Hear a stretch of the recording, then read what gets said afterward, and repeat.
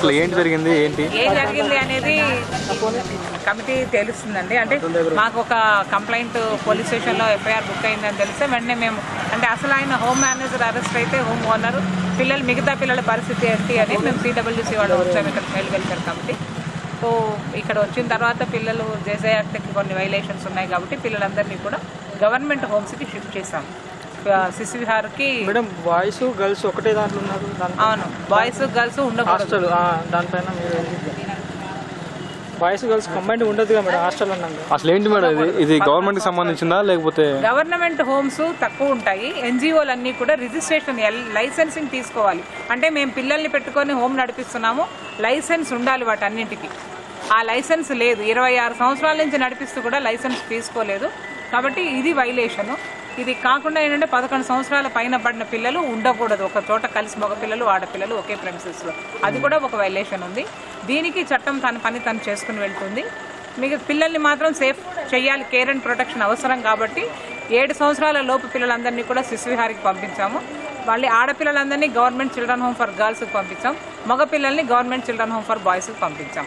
అది కూడా temporary shelter. వాళ్ళందరూ చదువుకుంటున్న పిల్లలు కాబట్టి వాళ్ళకి రేపు కానీ ఎల్లుండి కానీ బెంచ్ మొత్తమే 5 చైల్డ్ వెల్ఫేర్ కమిటీ బెంచ్, అది బెంచ్ ఆఫ్ మ్యాజిస్ట్రేట్స్ 5 ఉంటాము. 5 కూర్చుని దాని మీద నిర్ణయం తీసుకుంటాం. పిల్లల్ని ఎక్కడెక్కడికి మనం పంపించాలి, వాళ్ళకి పేరెంట్స్ ఉంటే పేరెంట్స్కి అప్పచెప్పాలా, ఇవన్నీ కూడా ఒక బెంచ్ కూర్చుని డిసైడ్ చేస్తాం. అసలు మీకు ఎలా తెలిసింది మేడం ఇక్కడ ఎవరు ఎలా కంప్లైంట్ ఇచ్చారు మీకు? DCPO unit, district child protection unit ఉంటుంది ప్రతి డిస్ట్రిక్ట్కి. అలాగే మేడ్చల్ డిస్ట్రిక్ట్లో కూడా ఉంది. ఈ district child protection officer Satish Babu గారు మాకు పొద్దున్న ఇన్ఫార్మ్ చేశారు. సో మేము వెంటనే రావడం జరిగింది. మేడం మీ పేరు?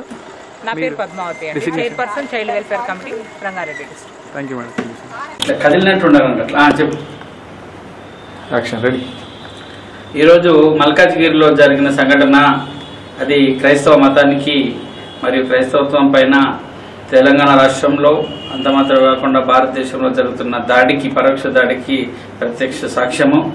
గత 30 సంవత్సరాల నుండి సేవే చైల్డ్ అనే ఒక స్వచ్ఛంద సంస్థను ఏర్పాటు చేసి బ్రదర్ సునీత్ కుమార్ గారు తన యొక్క జీవితాన్ని త్యాగం చేసి వివాహం చేసుకోకుండా నిస్వార్థంగా అనేక మంది, వందలాది మంది పిల్లలకు, ఆయన అనాథ పిల్లలకు చదువు నేర్పించి వాళ్ళకు ఆశ్రయం ఇచ్చి వారిని ఒక వివిధ కోర్సుల్లో వాళ్ళని శిక్షణావంతులుగా తయారు చేసి వారిని ఉద్యోగాలకు పంపించి వారు తమ కాళ్ళపై తాము నిలబడే విధంగా సంస్థను బాలబాలికలను అందరినీ కూడా చేరదీసి నిర్వహిస్తున్నారు. ఎటువంటి లాభాపేక్ష లేకుండా నిర్వహిస్తున్న ఆ యొక్క సంస్థకు మరియు సునీత్ కుమార్ గారికి, సేవ చేయల సంస్థకి అనేక జాతీయ అంతర్జాతీయ అవార్డులు కూడా వచ్చినాయి.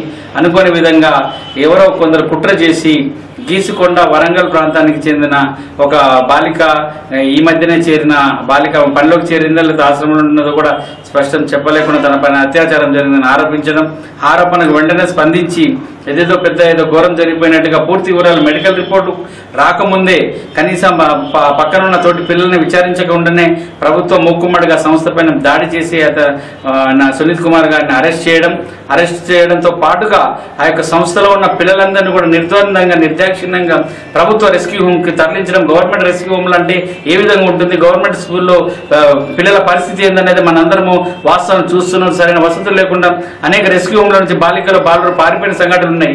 వారు మంచి చదువుకుంటున్న పిల్లల 38 మంది పిల్లల భవిష్యత్తుతో ఆడుకునే విధంగా ఎవరో ఒక పిల్ల చేసిన ఆరోపణ పైన నిజాలు తేల్చకుండా చేసినట్లయితే, నిజంగా సునీత్ కుమార్ తప్పు చేసినట్లయితే సునీత్ కుమార్ ను శిక్షించి ఆ యొక్క సంస్థను వేరొక క్రైస్తవ సంస్థకు అప్పచెప్పాలి. కానీ ప్రభుత్వము ఆ యొక్క ఉమెన్ అండ్ చైల్డ్ వెల్ఫేర్ సిబ్బంది నిర్ద్వందంగా ఆ యొక్క ఆశ్రమాన్ని మూసివేయడము. 30 సంవత్సరాల నుంచి నడుస్తూ ఒక క్రైస్తవ channel, CTN charity network channel అని చెప్పి ఒక టీవీ పెట్టి మంచి పేరున్న ప్రఖ్యాత కలిగిన అనాథాశ్రమ నిర్వాహకుని పైన ఇది ప్రభుత్వం దారుణంగా చేయడం, దానిపైన బీజేపీ మహిళా సంఘాలు, ఆ బీజేపీ సంఘ మద్దతువాదులు ఈరోజు పోలీస్ స్టేషన్ ముందు ధర్నా చేసి పోలీసులను పరోక్షంగా వాళ్ళను బెదిరించితే ఇక్కడున్న తెలంగాణ ప్రభుత్వం, తెలంగాణ పోలీసులు, ముఖ్యమంత్రి కేసీఆర్ గారు కేవలం మోడీ గారికి ఒక మెప్పు పొందాలని చెప్పి ఈ ఒక దళిత ఒక దళిత నాయకుడు స్వచ్ఛంద సంస్థ నిర్వాహకుని పైన దాడి చేసి ఆ సంస్థను మూసివేయడము, అతను అరెస్ట్ చేసి అతను కోర్టుకు తరలించకముందుకు మల్కాజ్గిరి పోలీస్ స్టేషన్ పోయి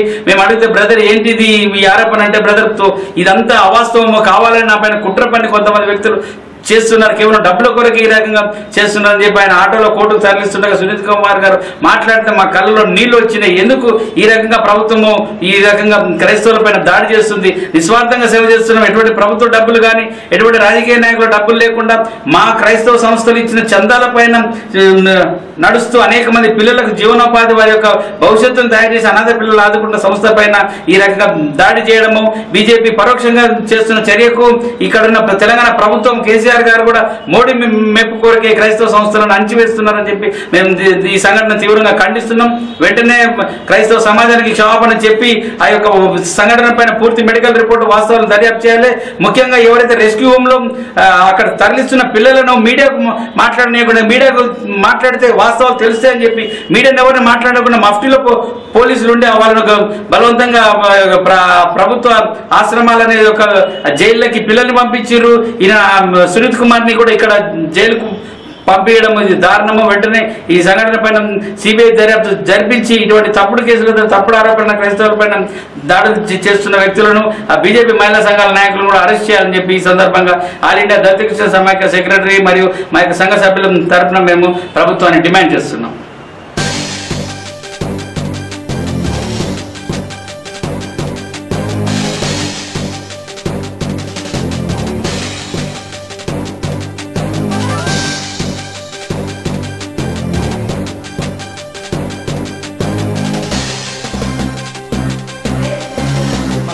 హాస్టల్లో జరిగిన ఒక విద్యార్థినిపై అత్యాచారం జరిగిందని పుకారు శిఖాలు జరుగుతున్నాయి. ఆ విషయంపై మనతో మాట్లాడడానికి అది అంతా హాస్టల్గా అప్పుడప్పుడు వచ్చే విస్తారని మనతో మాట్లాడడానికి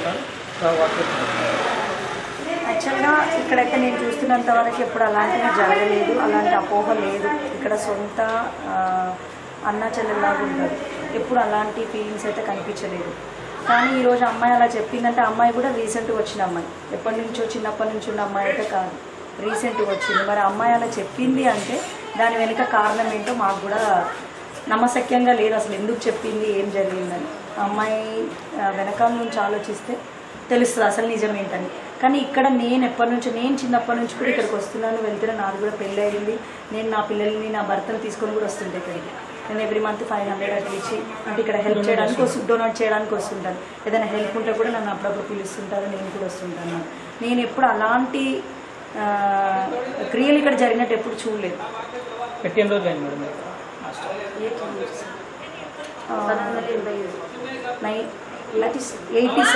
ప్రారంభమైంది. కానీ నేను ఇది అక్కడ రెజిమెంటల్ బజార్లో స్టార్ట్ అయినప్పుడు కూడా నేను 5th 6thలో ఉన్నప్పటి నుంచి కూడా నాకు ఈ హాస్టల్ పరిచయం ఉంది. కానీ మరి అలాంటివి అయితే ఎప్పుడైతే జరగలేదు. నేను కూడా ఇక్కడే పెరిగాను. నేను ఇంటర్ చదివినప్పుడు, డిగ్రీ చేసినప్పుడు ఇక్కడికి రావడం పోవడం, ఏదైనా అవసరం ఉంటే ఇక్కడ ఉండడం అట్లా చేసినాను. కానీ నేను ఎప్పుడు ఆ బ్రదర్ దగ్గర అలాంటిది అయితే ఎప్పుడేమీ చూడలేదు. ఇప్పుడు మరి అమ్మాయి 2 yearsలో అమ్మాయి వచ్చి 2 years అవుతుంది, 1 year అవుతుంది అమ్మాయి వచ్చి. ఏం చదువుతున్నారు? ఆమె ఏం చదవలేదు. అంటే ఇక్కడ ఏం చేయాలి అమ్మాయి, ఇక్కడ ఉండే అమ్మాయి ఏం చేయాలి? వాళ్ళు ఏమి ఉద్దేశించ యాక్చువల్గా అమ్మాయి రండమ్మా, పర్లేదు రండి, ఏం కాదు రండి. యాక్చువల్గా ఏంటంటే అమ్మాయి నాకు ఏ ఆధారం లేదు, నాకు ప్రాబ్లమ్స్ ఉన్నాయి అంటే మా దగ్గర పెట్టుకొని నీకు భోజనం పెట్టి నీకు ఏ సహాయం అయితే చేయగలుగుతాం అది చేస్తామని వీళ్ళు తీసుకున్నారు. ఎట్లా క్రిస్టియన్ తరపున లేకపోతే ఆయన కూడా క్రిస్టియన్ అతనే జాయిన్ చేసింది కూడా క్రిస్టియన్ అతనే, హెబ్రోన్ అతను జాయిన్ చేసింది. చర్చికి వెళ్తారు కాబట్టి అందరిలాగానే అనాథలు వస్తున్నారు కదా. ఈ అమ్మాయి కూడా షెల్టర్ లేకుండా వస్తుంది కదా, మనం సహాయం చేసి ఆమెకి ఏ రకంగా సహాయం చేయగలుగుతాము. ఆల్రెడీ 2-3కి పెళ్లి చేసినాడు, వాళ్ళకి చూపించిన దారి. ఇంతకుముందు కూడా 2-3 అట్లా అమ్మాయిలు ఎంగేజ్ అమ్మాయిలు వస్తే కనుక వాళ్ళకి చదువు నేర్పించి MBA కంప్లీట్ చేసింది, జాబ్ చేస్తుంది అమ్మాయి. తర్వాత ఆమె నేను వెళ్ళిపోతానంటే పంపించేసినాడు. ఈ అమ్మాయి కూడా అట్లనే అని వీళ్ళు అనుకున్నారు. కానీ మరి అమ్మాయి విదిన్ 1 yearలో అమ్మాయి ఏ ఉద్దేశంతో మరి పంపించిన వాళ్ళు ఎలా పంపించారో ఏం జరిగింది అనేది అర్థం కావద్దు, మిస్టరీగా ఉంది. ఇది కూడా మాకు కూడా షాక్ న్యూస్. సడన్గా ఈరోజు ఇక్కడికి వచ్చినామంటే మామూలుగా అప్పుడప్పుడు వస్తుంటాం, మేమందరం ఇక్కడే ఉంటాం కదా. మరి అన్నకు ఫోన్ కాల్ ఇట్లా తెలియదు, అదే అర్థం కావట్లేదు. యాక్చువల్గా అయితే పిల్లలకి ఎవరికి ఫోన్ ఇవ్వరు. అన్న దగ్గర ఫోన్ ఉంటుంది, అక్క దగ్గర ఫోన్ ఉంటుంది. ఏ సమస్య ఉన్నా వీళ్ళకి చెప్తారు, మాట్లాడతారు. నేను కూడా ఇక్కడ చదువుకున్నాను, డిగ్రీ వరకు, పీజీ వరకు. అంటే అప్పుడప్పుడు వచ్చి ఉండడం నాకు అవసరం. ఇప్పుడు ఇక్కడ అబ్బాయిలని అమ్మాయిలను పెట్టడం ఎంతవరకు కరెక్ట్ అంటుంది? అబ్బాయిని అమ్మాయిని ఎట్లా అంటే వీళ్ళు సపరేట్ పెట్టినారు. ఒకటే రూమ్ ఎప్పుడు పెట్టలేదు. ఒకటే బిల్డింగ్ లో ఇద్దరిని పెట్టారు కదా. అమ్మాయి 15 years అంటే ఫ్లోర్ ఒకటే బిల్డింగ్ లో అంటే సార్ అంటే బిల్డింగ్ సపరేట్ ఉంది కదా, సపరేట్ ఉంది. అంటే ఇంకోటి ఏంటంటే ఇక్కడ ఫ్యామిలీ ఫస్ట్ ఫ్లోర్ ఫ్యామిలీ లాగా పెరుగుతున్నారు కాబట్టి ఎప్పుడు వాళ్ళు అట్లా ఊహించలేదు. ఫ్యామిలీ లాగా ఉన్నారు కాబట్టి అట్లాంటివి జరుగుతాయని ఎప్పుడు అనుకోరు. బ్రదర్ సిస్టర్ లాగా ఉంటారు కాబట్టి అట్లా అనుకున్నారు. మరి ఇంకా అమ్మాయి ఏ రకంగా జరిగింది ఏంటి అనేది ఇంకా అమ్మాయిని ముందుకు తీసుకొస్తే తెలుస్తుంది. సార్ గురించి అయితే నేను చెప్తున్నాను కదా, నేను చిన్నప్పటి నుంచి చూసాను కానీ మరి ఎప్పుడైతే నేను అలాంటిది చూడలేదు. నాకు తెలిసినంత వరకు నాకైతే అనిపిస్తుంది అమ్మాయి సడన్ ఇట్లా చేయడం ఎందుకు, ఇట్లా చెప్పడం ఎందుకు, ఏం జరిగింది అనేది అర్థం కావట్లేదు.